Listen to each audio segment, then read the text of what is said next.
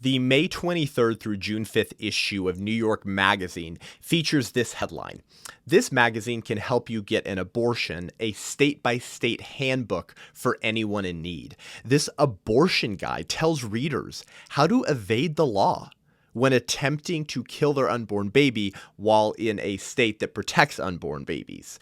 In partnership with The Cut, which is a far-left online publication and media company that I don't recommend you visit, this abortion guide also provides an online tool to allow users to search by zip code for abortion providers, clinics, hospitals, and independent OBGYNs, as well as abortion funds, transportation options, and information for remote resources like the abortion pill by mail, which I call abortion pill kills or mail order murder. This is the ultimate example of technology gone awry, of technology being used by evil people to further the culture of death. And this will be the new chapter and the new season of the abortion wars. This will be the push by progressives and leftists and abortion-minded groups to expand abortion, potentially in numbers even beyond what we're seeing now, through their push for the abortion pill. And this is a signal and a sign of how intense this battle is going to get because of how devoted the abortion devotees are to protecting and ensuring their greatest sacrament. Buckle up, we're in for a battle. I'm Seth Gruber, and this is UnAborted.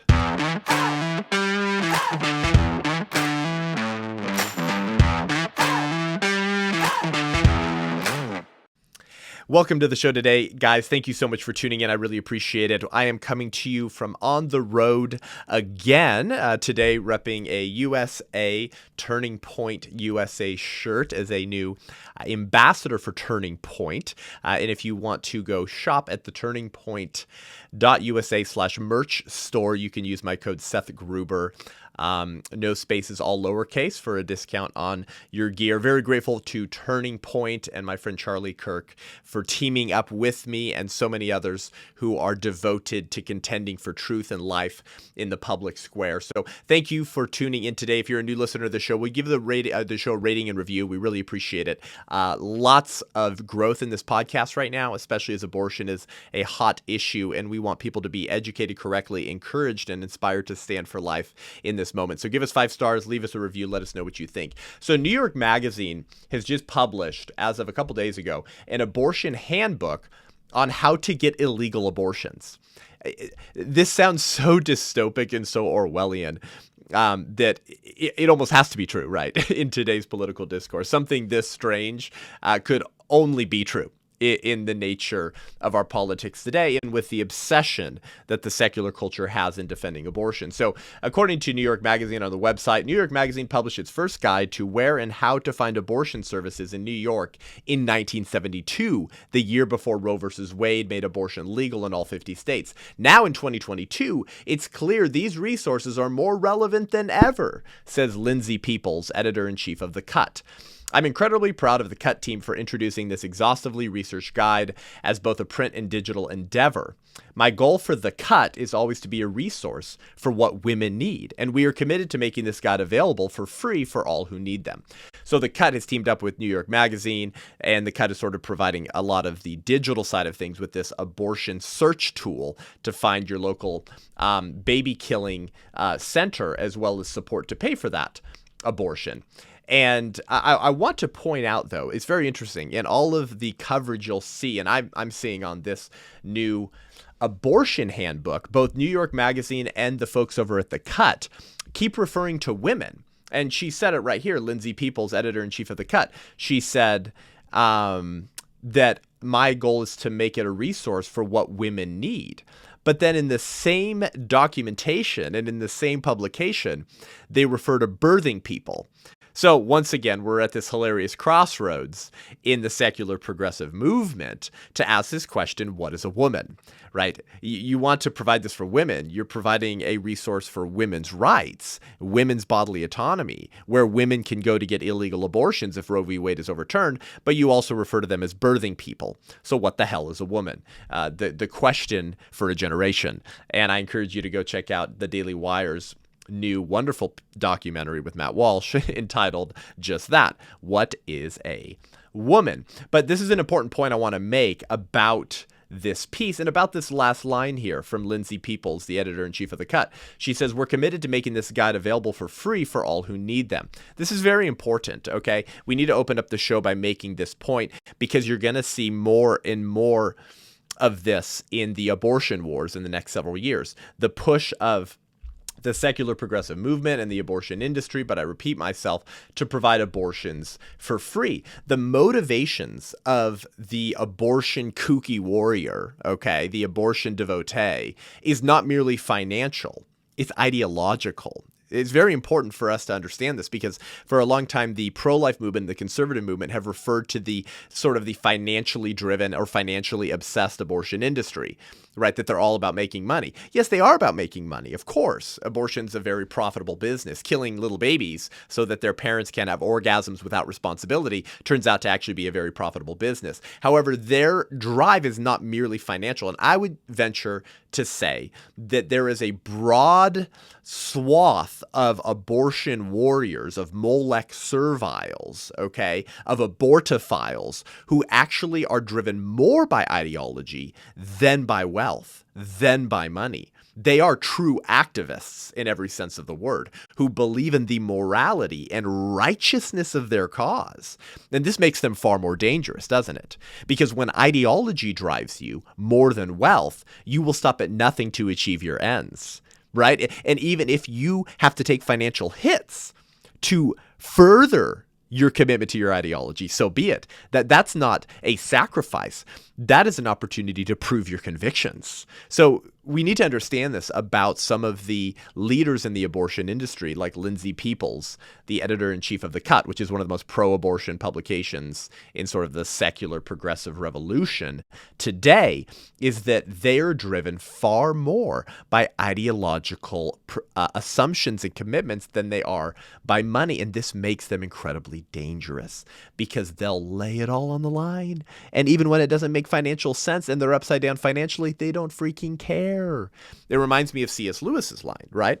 Of all the tyrannies, a tyranny exercised for the good of its victims may be the most oppressive. He says, it may be better to live under robber barons than under omnipotent moral busybodies, because the robber baron's cruelty may sometimes sleep.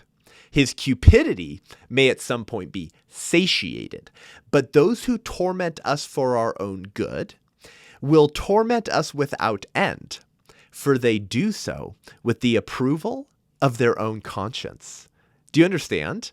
The robber baron, the financially wealth-driven criminal, may at some point be satiated in his immoral activities.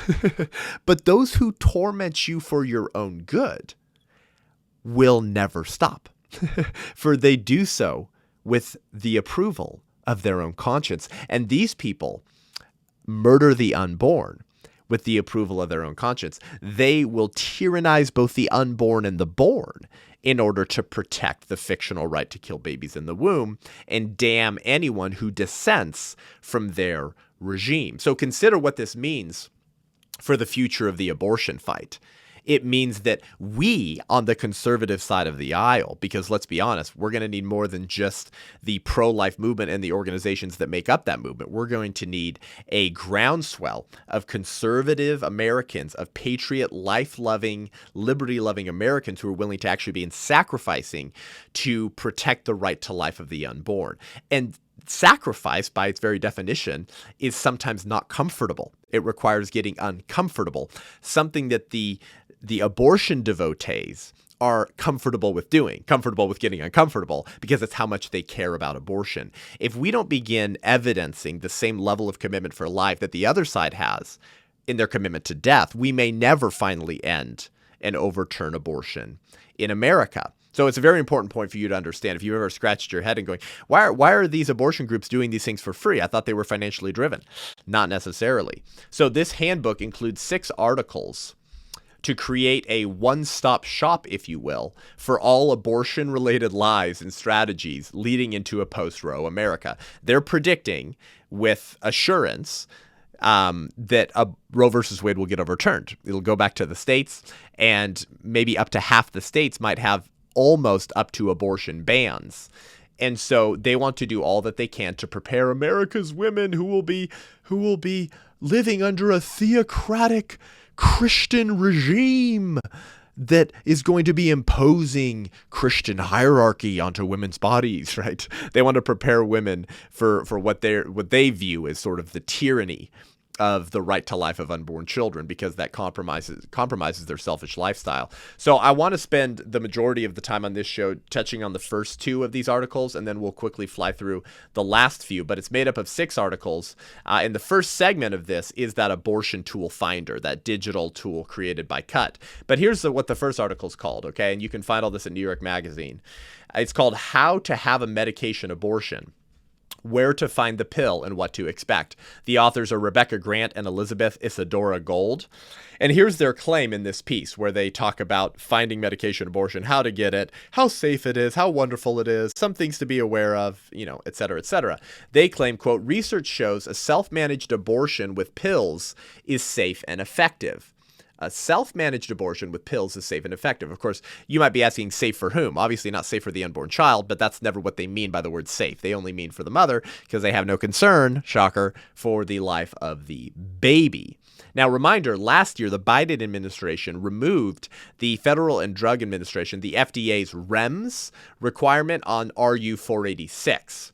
The risk evaluation and mitigation strategy on RU 486. Really briefly, by the way, before I remind you about what the safety regulations were on the sale of the abortion pill, why the name RU 486? By the way, that is the abortion pill. Okay, it's the same thing, RU 486.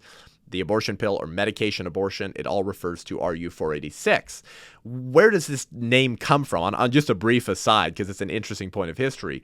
RU 486. What's RU? Well, essentially, here's the story. The same people who created the poison to kill babies through RU 486 created the poison to kill Jews in the Holocaust. Yes, once again, shocker, there's always a nasty history to bigotry. There's always a nasty history to the eugenics and racism of the abortion industry, and how friendly they have been in palling around with Nazi sympathizers, Holocaust sympathizers, and racists. Here's the story. The French endocrinologist Étienne-Émile Ballou developed the abortion pill and worked as a consultant for Roussel Uclof. Roussel Uclof, URU 486, Roussel Uclof in the 1980s. Roussel Uclof's majority shareholder at the time was a company called Hoechst AG. All right, what was Hoechst AG? Hoechst AG emerged from the breakup of the German chemical company known as IG Farben. IG Farben, if you don't know, was famous for manufacturing the cyanide gas known as Zyklon B, which was used in the gas chambers of the Nazi death camps. So Hoechst AG and Roussel Uclof simply turned from creating poison to kill Jews to creating poison to kill babies. Yes, there's the nasty history of RU 486. But last year, the Biden administration removed the safety regulations on the sale of the abortion pill. These safety regulations said that you couldn't get the abortion pill in the mail, right? Snail mail. You had to have a in-person evaluation by a physician before getting the abortion pill. Why? In order to rule out ectopic pregnancies or tubal pregnancies, and in order to ensure the correct gestational age of the baby, or what they call the pregnancy.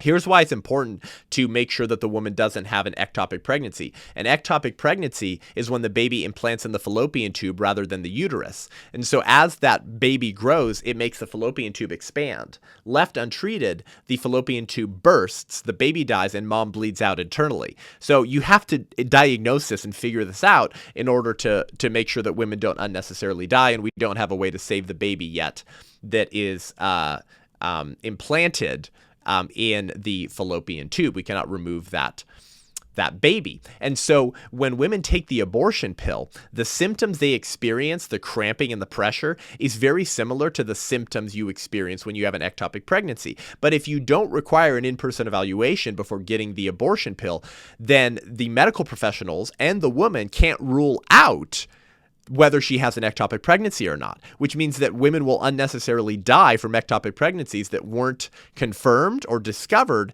because the abortion industry in the Democrat Party wants to get rid of and has gotten rid of the very safety regulations that would have found those women with ectopic pregnancies to save their life. Okay, so as her pain increases and her tubal pregnancy gets closer to rupturing, causing her to bleed to death from the inside, she sits at home thinking, oh, well, they told me this is normal.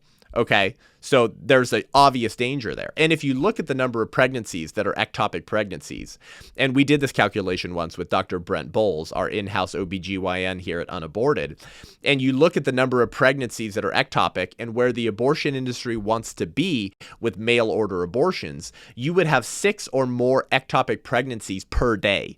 6 or more ectopic pregnancies per day rupturing in the United States for women who were given the abortion pills via the postal service instead of getting a 1-minute in-person evaluation. 6 a day. So when the abortion industry tells you we care about women and their lives and safe abortion, then why would they remove the safety regulations on the sale of the abortion pill, which will inevitably lead to 6 or more women dying a day from undiagnosed ectopic pregnancies that could have easily been diagnosed? Why? Well, the answer is clear. Because by selling abortions via snail mail, they increase their profits. They eliminate the need for brick and mortar abortion centers. They eliminate the need to pay the third-party vendors that come with the hazardous waste buckets to take away the dead baby and mutilated bodies. They eliminate the need for abortionists, which is a career path not many choose, and sometimes they have to fly abortionists around the country to cover clinics where they don't have enough abortionists to provide those quote-unquote services, and they eliminate all of these expenses where they can maximize their sales of the abortion with a pill that's cheap to manufacture and that you can sell at high margins. Oh, that's obviously the answer, right? So that is the importance of the risk evaluation mitigation strategy, the safety regulations that were on the sale of the abortion pill before the Biden administration last year got rid of those, damning women with ectopic pregnancies who procure abortions to die. Now, once again, abortion's not wrong because it endangers women's life or health. It's wrong because it kills a baby. But if the abortion industry wanted to prove that their sole interest was the lives and health of women's bodies, then they would have supported keeping the safety regulations in place. And the second reason for the safety regulations is to confirm gestational age. According to a committee opinion from ACOG, right, the American College of Obstetricians and Gynecologists, an incredibly pro-abortion group, according to a committee opinion from them on dating pregnancies, up to 50% of women will be wrong about their gestational age when relying on recall of their last menstrual period. And this is confirmed by OBGYNs I speak to when I ask them, at any segment of time in the number of women you're treating at your practice, what percentage of them were wrong in the dating of their pregnancy, and to what extent? And I've heard about half of them could be anywhere from 1 week to 5 weeks off. Well, the abortion pill's only taken through 10 weeks. The RU486 only taken through 10 weeks. So what happens when a woman thinks that she's 8 weeks along, but she's 12 weeks along? She thinks she's 9 weeks along, but she's 13 weeks along. Taking it past 10 weeks can lead to incomplete abortions. The baby will probably still die, but you're left with floating dead baby pieces in mom's uterus, making mom susceptible to sepsis and death. Do they care about the women who will die because of that? No, of course not. And then lastly, regarding ectopic pregnancies, women who are in rural America who may be an hour or more from a hospital, when their tubal pregnancy, when their fallopian tube ruptures, there's no time to even get that woman to a hospital to maybe save her life, damning those women to death as well. Okay, so the Biden administration, the abortion industry supported removing those safety regulations, but that's what the abortion pill is. It's a 2-regimen pill. Mifepristone cuts off the hormone progesterone, without which the lining of the uterus breaks down and the baby starved to death. Misoprostol is taken up to a day or two later and forces your uterus to have contractions, and you have an abortion on the toilet. The baby's dumped out into the toilet, and Planned Parenthood has been recorded as telling women to flush and don't look. So does this mail order abortion sound safe and effective? Right, according to New York Magazine, research shows a self-managed abortion with pills is safe and effective. Does that sound safe and effective? By the way, one more huge point. There is no way to ensure that the person requesting the abortion pills online via telemedicine is the pregnant woman in question. So this allows degenerate boyfriends, parents, and traffickers to force women to have abortions. telemedicine appointments, wherein you get the abortion pill shipped to your house, doesn't allow the physician to control the environment of the room or know who is hovering behind the computer screen, as many traffickers use abortions to keep their quote-unquote slaves active. They're sex slaves. If they get pregnant, got to have them an abortion so they can still be used to turn a profit. And of course, the abortion industry doesn't care about endangering the lives of those women either. Shocker. By the way, that's only the problem with mail order abortions. That's just the problems that occur through mail order abortions, telemedicine abortions, by getting rid of the in-person safety regulations. Okay, so the abortion pill in general is not safe and incredibly dangerous, but they're going to claim that the abortion pill is safe for women. How could they make that claim? And I'm sure you've heard the abortion industry make this claim. Even if they're not talking about mail order abortions, they say the abortion pill in general is safe for women. In fact, Cecile Richards, the former president of Planned Parenthood, said a few years ago in a Los Angeles Times opinion editorial that it's even safer than Tylenol and ibuprofen. And you'll hear this claim repeated by the abortion industry and elected Democrats today. So one of the requirements that the FDA imposed when they approved the abortion pill in 2000 was that Danco, the manufacturer, and that any future manufacturer report to the FDA any adverse events, even mild ones. But the manufacturer is dependent on getting a report from the abortion provider that there was a complication, right? This is how you would get the data to be able to stand on to make the claim that abortion pill is safe for women. The manufacturer has to get the abortion data regarding adverse events from the provider. So how many abortion providers are compliant with that? We don't know, because no state is allowed to go in and audit records or inspect clinics. Every time we've tried as a state legislature to impose accountability on the abortion industry, the ACLU and Planned Parenthood trot it out to a friendly judge in federal court and get it blocked. So the abortion clinic, as far as information goes, is a great big black hole. We don't know what goes on inside. So there's no data that the abortion industry can point to make these claims. Now, despite these limitations, a study was undertaken by the American Association of Pro-Life Obstetricians and Gynecologists, or APLOG. APLOG requested the adverse event reports regarding mifepristone from the FDA. The FDA gave APLOG 6,158 pages of adverse events reports. Once again, the FDA gave the American Association of Pro-Life Obstetricians and Gynecologists 6,158 pages of adverse event reports. Duplicate reports from outside the country, or reports of data previously published, were excluded. This is what APLOG did last year. This left 3,197 reports. 3,197, of which 537 had insufficient data for meaningful analysis. This left 2,660 remaining reports, 2,660. A standardized system was used to analyze the seriousness of the complications by a panel of physicians who agreed to review the records. 2,243 out of the 2,660 women required surgery to treat complications of the abortion pill. Let me say that again. 2,243 out of the 2,660, so the vast majority of women, required surgery to treat complications of the abortion pill. And more than 60% of those surgeries were done by MDs other than the ones who provided abortion services. So the women didn't go back to the abortionist.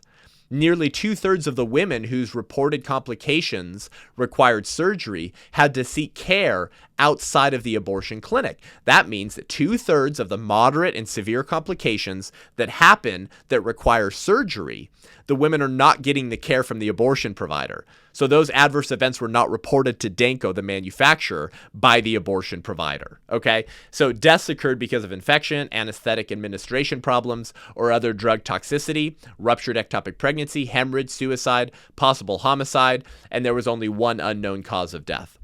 So there's some of the data for you. We also have some data from Finland, and Finland has better data because they have a centralized record system. It's right, it's a little bit more socialized medicine. And this shows that medication abortion is 4 times more likely to have an adverse event than a surgical abortion. And yet you'll hear the abortion industry say that medication abortion, or the abortion pill, is safer than surgical abortion. But the best data we have out of Finland actually shows that medication abortion, the pill, RU486, is 4 times more dangerous than surgical surgical abortion.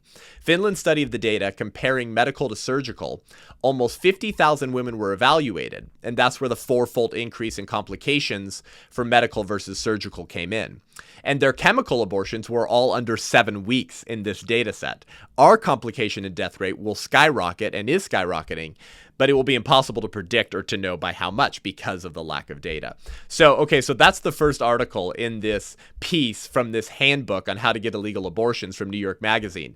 As they say, research shows a self-managed abortion with pills is safe and effective. So by the way, what does that tell you about the abortion industry? They're just as willing to sacrifice the lives of the women they say they exist to serve as the unborn children in order to protect abortion access, to offer unborn babies and their mothers on the altar of abortion access, because the abortion pill enables them, as I said earlier, to make way more money and also exercise these abortions illegally, because you can send them via snail mail through the postal service, and it's very hard to track, right? And you can send them from usually coming out of places in India into any state in the country. And so given the data that we have, the abortion industry is aware of this data. They don't care that it harms and leads to increased death of women that they say they exist to protect and serve, because their true service is to Moloch, is to abortion. The second article in this handbook from New York Magazine is called How to Protect Yourself When Seeking an Abortion, by authors Bindu Bansinath and Katie Heaney. So it's called How to Protect Yourself When Seeking an Abortion. Isn't that an interesting headline? How to protect yourself when seeking an abortion. Imagine this headline in 1850. How slave owners can protect themselves when lynching their slaves in states that ban slavery. It would be an incredibly bigoted headline, because the very person who's endangered is the slave. The very person who's endangered is the baby. And you're talking about protecting yourself while murdering someone? It's a very weird headline. Of course, it's a headline that assumes the unborn child is not a full human being without arguing for it.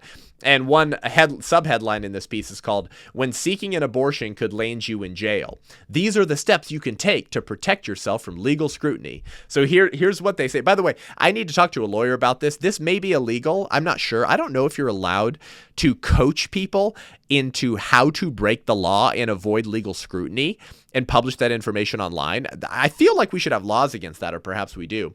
But here's what they say. The entire article focuses on how to evade the law when attempting to kill your unborn baby while in a jurisdiction where abortion is illegal. Step number 1. Going incognito isn't enough. They recommend opting for tracking prevention in your settings on your computer or phone so no one knows you were searching for where and how to get an abortion. Step 2, turn off Face ID. They say the state can't compel you to turn over a password, but putting in a fingerprint or a Face ID is considered a physical rather than a testimonial act, and a court or law enforcement can compel you to unlock your phone using either method. Step number 3, talk in person or over the phone. When discussing possibly sensitive, they call it sensitive, I think that's called illegal, possibly illegal plans, avoid making calls or texts or emails, or use Signal, the encrypted messaging service app. Step 4, delete your period or fertility app. They say this cybersecurity expert, Eva Galperin, says, I don't recommend creating a paper trail having to do with your fertility or your health information. Step number 5, leave your phone at home when you can. And step number 6, pay with cash, right? To be paper free, leave no paper trail. Okay, so just some of the coaching going on that, again, might break the law. I don't know if you're allowed to do this, but just look at how much time and attention the abortion industry puts into protecting and promoting abortion. Oh, for Christians and churches in America to have as much commitment and strategic time of vote attending abortion as the other side does to protecting it. The next article in this piece is called The Crisis Pregnancy Center Trap and How Not to Fall for It. Okay, here comes the smearing of pregnancy resource centers, right? You know how much the abortion industry hates pregnancy resource centers and smears them as fake medical clinics because they actually provide all the choices and support for women who choose to exercise their choice in choosing life for their unborn children. The author is Claire Lampin. By the way, pray for all these authors. I mean, what lost, sad, tragic lives they must live. By the way, no one calls them crisis pregnancy centers anymore. Nobody's used that term for years. We call them pregnancy resource centers or pregnancy help centers. Crisis pregnancy centers, CPC, is a term that was more used sort of in the 80s and 90s. Just shows how out of touch they are. And so here's from the article. Websites that ask you if you are pregnant and feeling overwhelmed or looking for an abortion without actually allowing you to schedule one, you may see abortion mentioned only in the context of risks, or you may see just a flurry of free services, pregnancy tests, ultrasounds, and counseling, all at zero cost. So they're warning you how to identify a crisis pregnancy center. But if a site or a center offers only free services, says Andrea Gruber, an associate professor at the University of Georgia's College of Public Health, it may be a sign that you found your way to a crisis pregnancy center, a sham medical practice designed to lure people considering abortions and pressure them into birth. By the way, of course, pregnancy resource centers want to save unborn children and love their mothers. But at the end of the day, they do respect the choice she makes. They follow up with her, but they can't force her into giving birth, obviously. Often, Gruber explains, there aren't telltale signs to differentiate a real clinic from a fake one, but there could be hints. CPCs traffic in disinformation. If you see anything about abortion reversal, says Shoemaker, that would be a CPC. The same goes for holding up trauma, post-abortion syndrome, or connections between breast cancer and abortion as facts, she adds. Okay, so they're coaching people how to identify these fake health clinics. By the way, isn't it funny when the abortion industry talks about misinformation? Misinformation? You want to talk about misinformation? Like my friend Mark Newman says, you mean like when I go to Planned Parenthood's website and I research aspiration abortion, they never mention what's being aspirated? Planned Parenthood calls it pregnancy tissue. Pregnancy tissue sounds like disinformation, folks, because there's no such thing as pregnancy tissue. Pregnancy is not a thing. Pregnancy is not a thing. It's a condition. Conditions don't have tissue. Creatures or beings have tissues. So what is the tissue that you have when you are pregnant? Well, if you're a human being, you're pregnant with another human being. So that's human tissue. Right. So pregnancy tissue, these terms they use, that would be called misinformation. By the way, the California Medicine, which is a publication, a pro-abortion leaning publication back in the 70s before Roe v. Wade was passed, acknowledged the real scientific information about the humanity of the unborn child. Okay. And they spoke to the self-evident nature of the pro-life position. It's astounding when you read the admissions of the pro-abortion industry regarding when human life begins.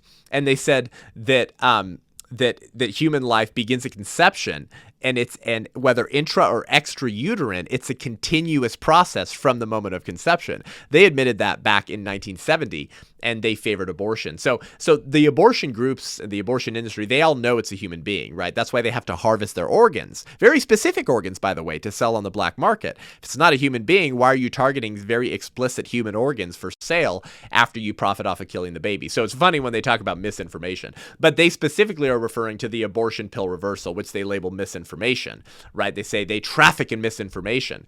And the abortion industry calls the abortion pill reversal misinformation. They call it a conspiracy theory.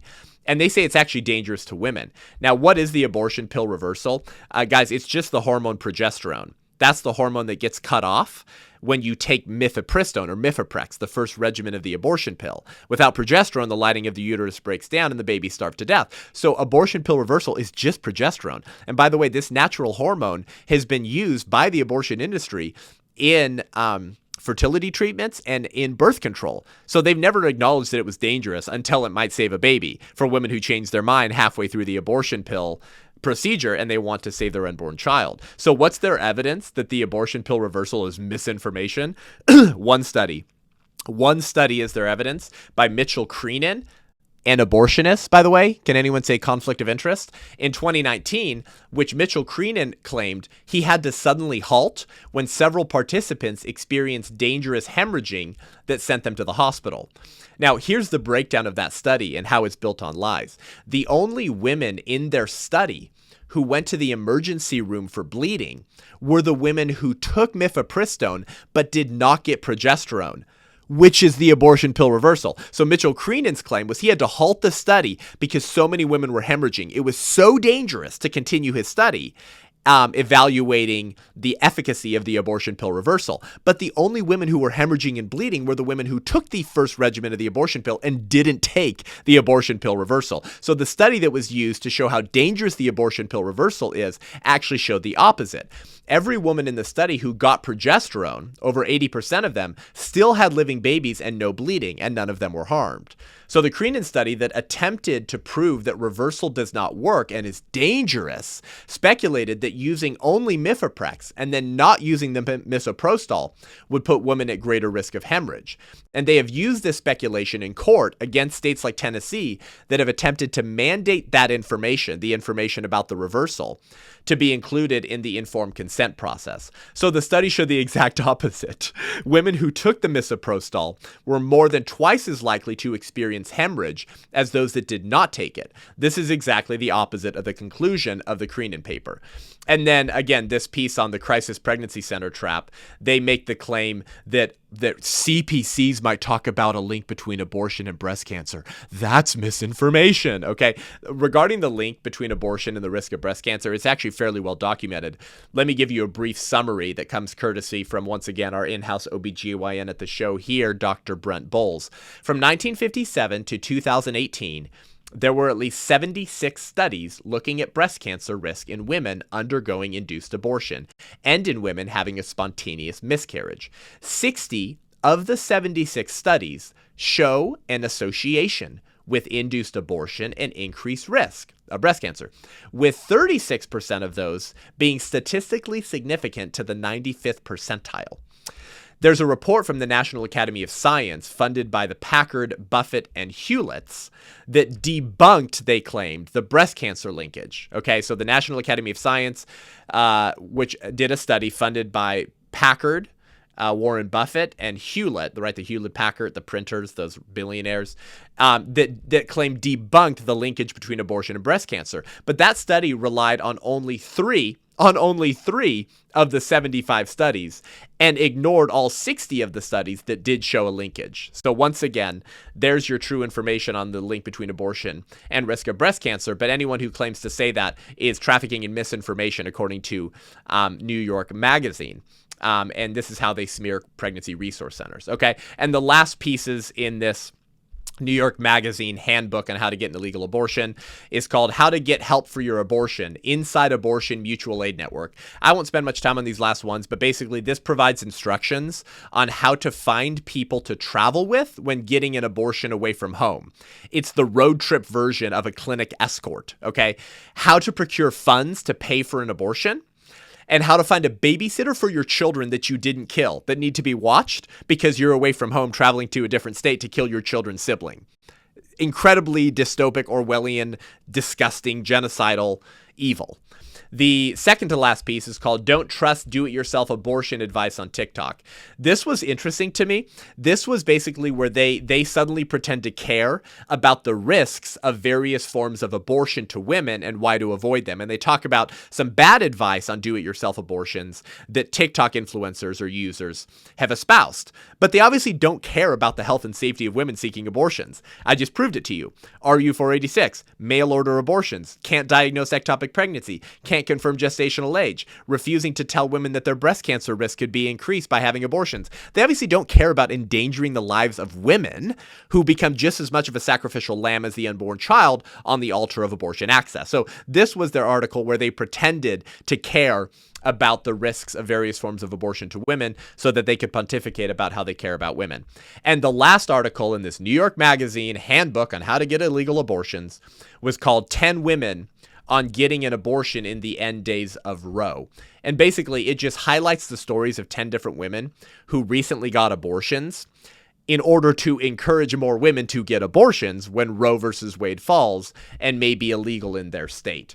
So that's your sort of your summary of this New York Magazine handbook in conjunction with the cut on how to get illegal abortions, peddling in disinformation, peddling in lies, okay, but showing how committed they are to protecting abortion. We have something to learn from them, folks. Are we as committed to protecting the unborn as the other side is to killing them?